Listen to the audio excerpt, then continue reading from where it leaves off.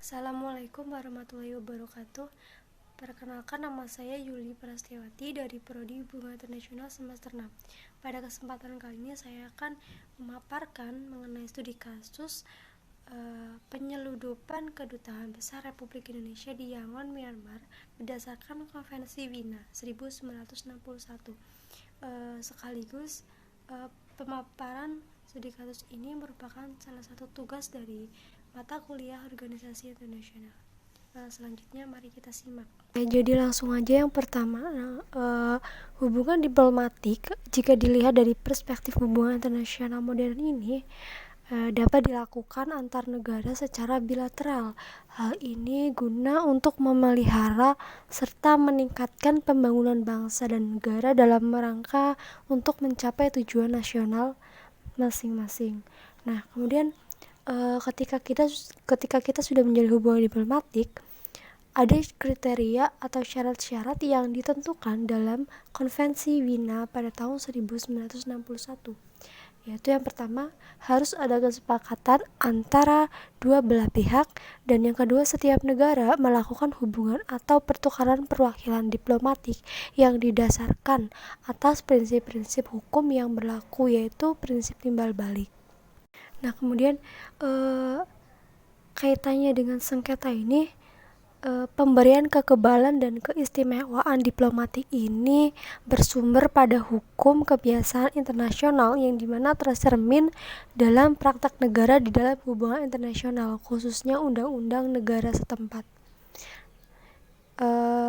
Meskipun sudah banyak negara yang telah meratifikasi Konvensi Wina tahun 1961, tapi pada kenyataannya ketentuan-ketentuan dalam konvensi tersebut khususnya pada jaminan hak-hak kekebalan dan keistimewaan yang dinikmati perwakilan diplomatik ini masih belum dilaksanakan sepenuhnya gitu. Jadi masih banyak tindakan pelanggaran terhadap hak-hak kekebalan dan keistimewaan diplomatik oleh negara-negara pesertanya. Jadi walaupun ketentuan-ketentuan di Konvensi Wina ini sudah diakui, sudah disetujui kesepakatannya, tapi masih ada aja banyak yang melanggar ketentuan-ketentuan tersebut. Nah, salah satu contoh dari tindakan-tindakan pelanggaran tersebut itu yaitu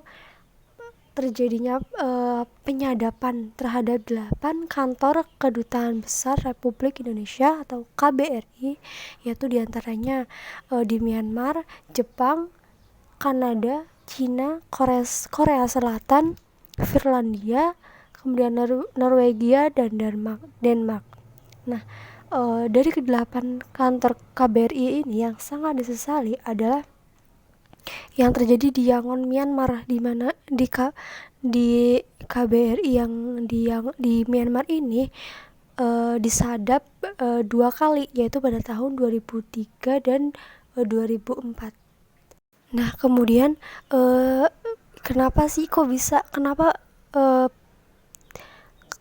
penyudupan itu bisa terjadi gitu. Nah, dari merebaknya kasus penyadapan di Yangon, Myanmar ini dari tim gabungan keamanan Republik Indonesia yang terdiri dari unsur lembaga sandi negara, kemudian Badan Intelijen Negara atau BIN, kemudian Departemen Luar Negeri ini melakukan pemeriksaan di kantor KBRI yang ada di Yangon, Myanmar.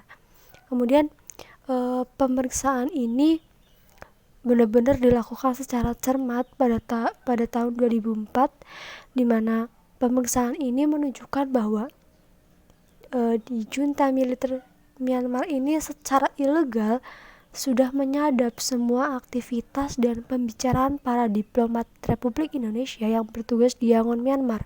Jadi mereka sudah benar-benar melanggar peraturan dan juga sudah kelebihan batas gitulah. Jadi di awalnya tuh Myanmar ini memasang alat penyadap pada dinding kamar di kamar kerjanya si Duta Besar Republik Indonesia yang ada di Myanmar. Jadi gedungnya KBRI ini ya udah nggak aman, karena di setiap dindingnya itu dipasangi alat penyadap. Jadi segala sesuatu, segala informasi yang ada di KBRI ini disadap oleh Myanmar. Jadi segala informasinya mereka ini juga tahu gitu. Nah, kenapa Myanmar ini melakukan penyadapan terhadap Indonesia? Jadi penyadapan ini dilakukan karena suatu negara menyadari siapa yang bagi siapapun yang menguasai banyak sekali informasi, maka dialah yang menguasai dunia. Jadi Myanmar itu juga ingin menguasai segala isi dunia, apapun itu, dari informasi dunia intinya. Jadi setidaknya negara tersebut bisa ikut berperan dalam persaingan global yang kian sengit. Jadi Myanmar ini nggak mau kalah. Myanmar ini pengen tahu juga nih informasi apa saja yang sudah didapatkan dari KBRI ini. Nah, dengan adanya kasus penyadapan di kantor KBRI di Myanmar ini, hal ini tuh mencerminkan bahwa ternyata lemahnya sistem pengamanan di sekitar gedung perwakilan diplomatik. Jadi di mana yang seharusnya ikut mengamankan dan melindungi gedung perwakilan diplomatik Republik Indonesia, dia malah merusak, dia malah ibaratnya kayak mengkhianati gitu.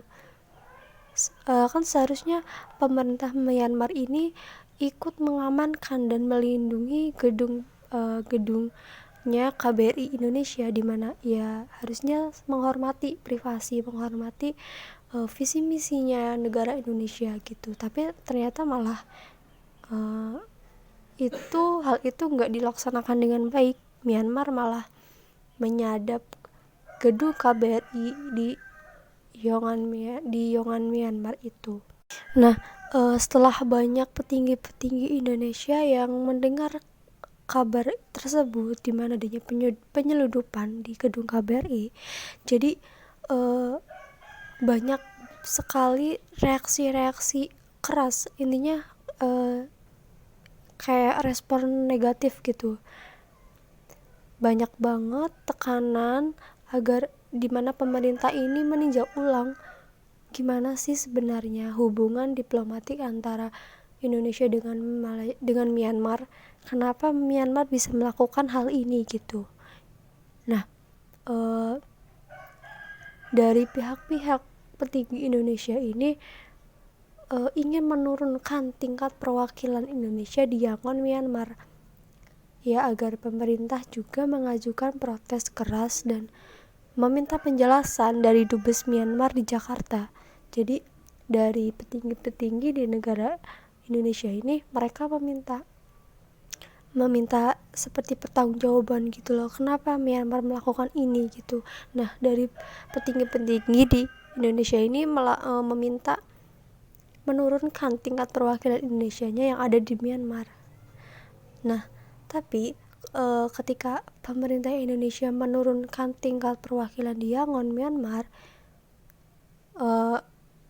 hal tersebut jadi kelihatan kayak Indonesia ini nggak tegas dalam menangani suatu sengketa ini gitu. Jadi kelihatannya tuh kayak hal tersebut tidak bisa diselesaikan dengan secara damai gitu. Jadi karena kayak ketika tadi pemerintah Indonesia ini menginginkan Myanmar untuk datang ke Jakarta dan mengajukan protes gitu kan kepada Myanmar, tanpa memikirkan bagaimana kedepannya gitu. Jadi kan kelihatannya seperti ini tidak diselesaikan dengan secara damai gitu. Jadi langkah tersebut lebih ke sikap yang menghukum Myanmar, di mana hal ini merupakan sikap yang tidak kondusif bagi pelaksanaan pembentukan komunitas. Jadi Indonesia hanya sekedar menghukum Myanmar, tetapi tidak ada esensi yang lebihnya gitu. Nah, kemudian bagaimana sih upaya penyelesaian dalam sengketa penyadapan kantor KBRI di Yangon, Myanmar?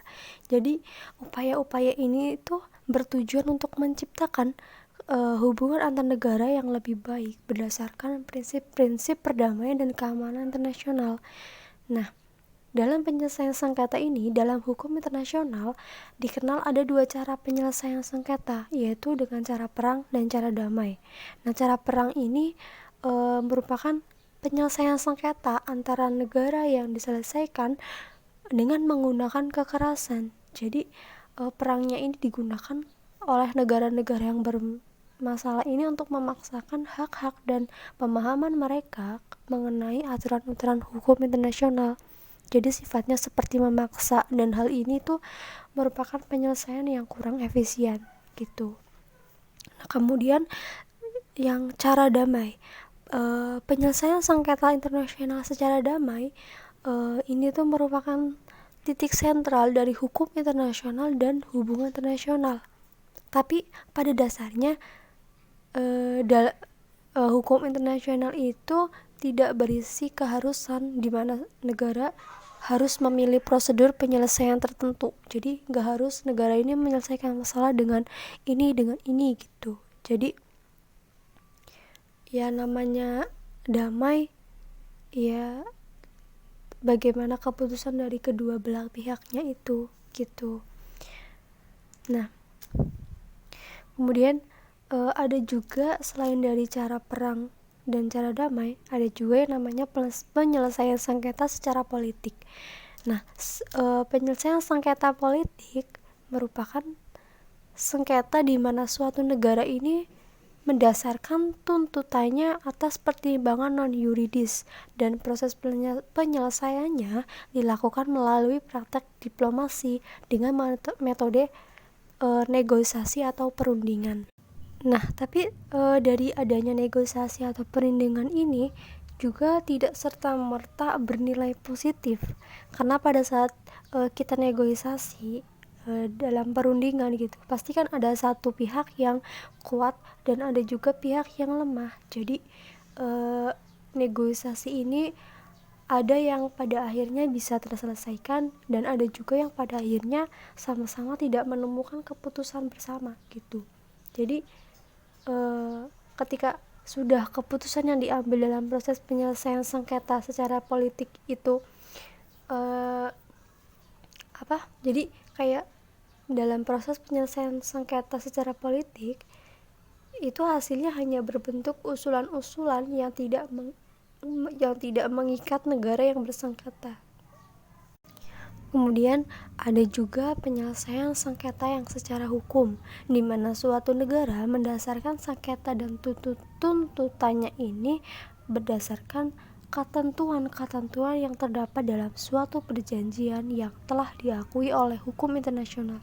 Nah, cara ini ditempuh apabila dalam penyelesaian sengketa secara politik dan juga melalui cara negosiasi itu sudah buntu atau tidak menemukan titik temu di antara kedua belah pihak yang sedang bersengketa, maka penyelesaian sengketa secara hukum akan menghasilkan keputusan-keputusan yang mengikat terhadap negara-negara yang bersengketa. Jadi ketika tadi yang cara politik tidak bisa terselesaikan atau tidak ada jalan titik temunya, kemudian dari metode negosiasi juga tidak menemukan titik temu atau sudah buntu, tidak ada keputusan akhirnya, maka yang penyelesaian sengketa yang terakhir yaitu menggunakan penyelesaian sengketa secara hukum. Jadi nanti penyelesaian sengketa secara hukum ini hasilnya merupakan dalam bentuk keputusan-keputusan yang mengikat terhadap negara-negara yang bersengketa begitu. Nah, cara sengketa secara hukum ini dapat ditempuh melalui arbitrase atau melalui suatu peradilan internasional. Jadi, arbitrase ini suatu penyerahan sengketa secara sukarela kepada pihak ketiga atau bisa kita sebut badan arbitrase. Di mana arbitrase ini badan yang netral, di mana keputusannya bersifat final, benar-benar akhir, dan keputusannya ini mengikat para pihak yang bersengketa. Jadi benar-benar badan arbitrase ini salah satu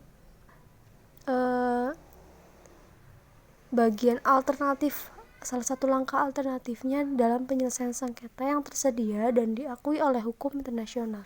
Jadi ketika dalam penyelesaian sengketanya sudah benar-benar tidak ada keputusan lagi, maksudnya keputusan yang nggak bisa ditemui gitu, kita bisa melalui badan arbitrase, di mana nanti badan arbitrase yang memutuskan keputusannya gitu. Nah, kemudian dari sengketa penyeludupan KBRI di Myanmar ini bagaimana penyelesaiannya? Jadi dalam kasus tersebut, langkah awal yang dilakukan oleh masing-masing negara yang bersengketa yaitu adanya itikat baik untuk membicarakan dan menyelesaikan kasus tersebut tanpa menggunakan cara-cara kekerasan yang dapat mengancam perdamaian di antara kedua negara tersebut. Jadi yang pertama, mereka saling beretikat baik untuk membicarakan secara damai bagaimana menyelesaikan kasus tersebut gitu. Kemudian prinsip penting lainnya adalah prinsip di mana para pihak memiliki kebebasan untuk menentukan dan memilih cara atau mekanisme bagaimana kasus penyadapan tersebut diselesaikan. Jadi di antara kedua negara yang bersengketa itu memiliki kebebasan untuk memilih bagaimana cara menyelesaikan permasalahan tersebut. Nah, kemudian di pemerintah Indonesia dalam cara penyelesaian sengketa internasional atas kasus tersebut, mereka menggunakan prosedur penyelesaiannya secara politik daripada penyelesaian melalui arbitrase atau secara yuridis maupun penyelesaian sengketa dalam rangka kerjasama ASEAN. Jadi mereka Indonesia ini lebih memilih menyelesaikan sengketa tersebut menggunakan penyelesaian secara politik, artinya diperbincangkan secara baik gitu daripada melalui arbitrase, karena Indonesia dan Myanmar merasa dengan cara politik ini mereka bisa menyelesaikan masalahnya gitu.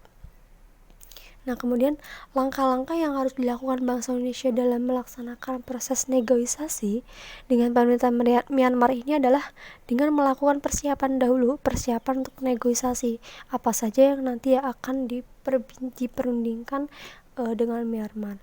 Nah, negosiasi antar negara ini dilakukan melalui saluran diplomatik, yaitu melalui Menteri Luar Negeri atau wakil-wakil diplomatik, dan juga bisa membawa delegasi dari departemen pemerintah yang berkepentingan gitu. Kemudian langkah selanjutnya yaitu dari Departemen Luar Negeri dengan sesegera mungkin mereka memanggil dari Duta Besar Myanmar untuk Indonesia guna untuk memberikan keterangan yang diperlukan sehubungan dengan kasus penyadapan tersebut. Jadi mereka dari kedua belah pihak ini mempersiapkan apa saja yang harus dipertemukan, apa saja yang harus dibutuhkan untuk diperundingkan gitu.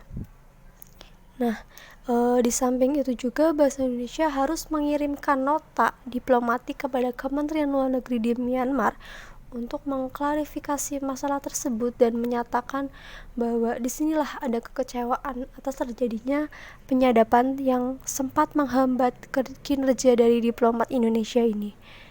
Nah, dari tahap perundingan tersebut, Indonesia ini kan sebagai negara yang dirugikan dari atas penyedupan itu. Nah, kemudian Indonesia ini menyampaikan harapan-harapan kepada Myanmar supaya pemerintah Myanmar ini mengakui perbuatannya dan tidak mengulangi serta akan tetap mematuhi ketentuan-ketentuan yang sudah disepakati dan sudah tertuang dalam Konvensi Wina 1961 tentang hubungan diplomatik. Jadi dalam bernegosiasi ini Indonesia dan Myanmar harus melakukan secara bersahabat, jadi nggak musuhan gitu ya, nggak saling adu-aduan gitu. Jadi bersahabat gitu, berkomunikasi secara terbuka dan melakukan pertukaran informasi secara transparan. yang tujuannya apa? Untuk mencapai kesepakatan yang memenuhi kepentingan di antara kedua belah pihak tersebut. Jadi apabila kedua belah pihak gagal dalam menyelesaikan sengketa melalui jalur diplomatik atau negosiasi ini, maka cara lain yang bisa ditempuh yaitu dengan cara menyelesaikan sengketanya secara hukum dan membawanya ke mahkamah internasional seperti yang sudah dijelaskan tadi. Jadi tapi masalah sengketa ini, bangsa Indonesia ini nggak perlu membawa kasus penyadapan ini ke dalam kerjasama ASEAN, karena ketika Indonesia membawa permasalahan sengketa kerjasama bilateral ini ke kasus dalam kerjasama ASEAN, itu sangat membutuhkan waktu yang sangat cukup lama. Jadi nggak semudah kita memberikan surat ibaratnya memberikan surat undangan, kayak undangan hadir rapat gitu ibaratnya. Jadi kayak nggak semudah kita membawa kasus ini ke jangkauan yang lebih luas lagi. Nah, karena Indonesia dan Myanmar ini merupakan dua negara yang menjalin hubungan bilateral, jadi kasusnya ini ya yang terkait ya hanya dua negara itu saja, karena bukan kedua negara ini bukan bersifat multilateral yang menyangkut negara-negara ASEAN. Jadi jalur diplomasi yang dikedepankan oleh dua negara ini ya didasari atas keinginan dari kedua belah pihak tersebut dalam menyelesaikan masalah. Jadi ibaratnya kayak menyelesaikan masalahnya ini ya secara damai, secara dua negara aja gitu. Ibaratnya kayak yaudah rumah tangganya Indonesia dan rumah tangganya Myanmar aja gitu. Jadi nggak mencampur di wilayah negara ASEAN yang lebih luas lagi gitu. Jadi pada akhirnya meskipun kepentingan nasionalnya ini merupakan tujuan utama, tapi pada akhirnya keberhasilan dari perundingan dari sengketa ini merupakan unsur penting dalam kerjasama bilateral. Jadi keputusan hasil akhirnya nanti dalam perundingan kedua belah pihak itu merupakan hasil akhir atau unsur penting dalam kerjasama bilateral di kedua belah pihak tersebut. Jadi pada intinya yang terakhir bahwa dalam penyelesaian sengketa antara Indonesia dan Myanmar ini dalam kasus penyadapan gedung diplomatik bisa ditempuh dalam berbagai cara, yaitu diantaranya melalui prosedur penyelesaian secara politik, hukum, maupun dalam rangka kerjasama ASEAN. Namun pada akhirnya menggunakan jalur diplomatik atau jalur negosiasi yang didasarkan pada itikat baik dalam penyelesaian sengketa. Jadi bila kesepakatan gagal diambil dalam jalur diplomasi, maka ada cara lain dapat ditempuh dengan cara penyelesaian sengketa secara hukum dan membawanya ke mahkamah internasional. Sekian pemaparan dari saya. Kurang lebihnya mohon maaf apabila banyak kesalahan. Wabillahi taufiq wal hidayah. Wassalamualaikum warahmatullahi wabarakatuh.